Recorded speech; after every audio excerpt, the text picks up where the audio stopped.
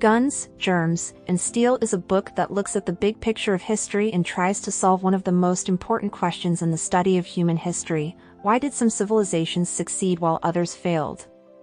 The book's author, Jared Diamond, says that environmental factors like geography, temperature, and the availability of plants and animals that can be raised as pets are the key to answering this question.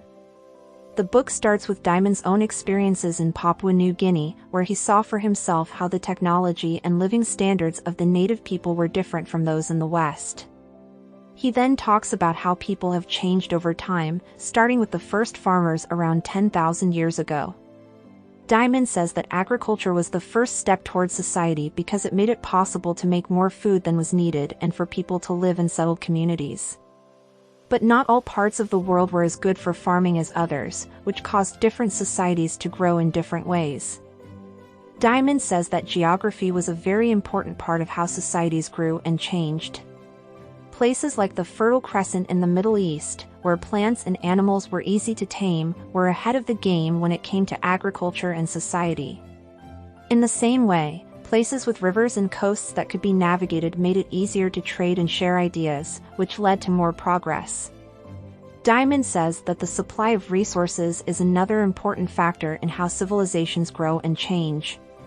Civilizations that had easy access to wood, water, and minerals were able to create tools that helped them grow and take over other places.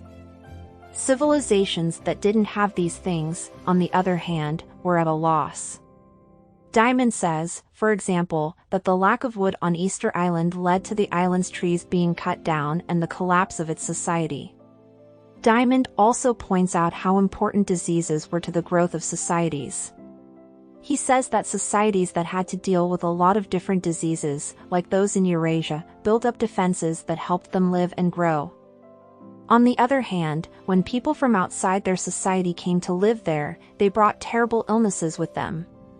Diamond uses the Spanish invasion of the Americas as an example. He says that European diseases killed off a lot of the native people and made it possible for Europeans to settle there. Diamond uses examples from history to show his points all throughout the book. He talks about how Europeans took over the Americas, which he says was possible because of differences in technology and immunity. He also uses Japan as an example. Because of its location and easy access to resources, Japan was able to adapt quickly and become a world power in the late 19th and early 20th centuries. In the last part of the book, Diamond admits that his points of view may be controversial because they question the idea that one culture is better than another.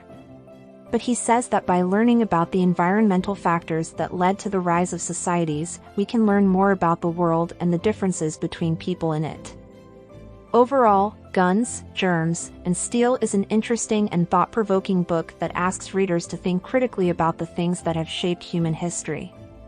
Diamond's points are well backed by proof and are easy to understand and interesting to read. Even if readers don't agree with his views, they will learn more about the world and the forces that have changed it.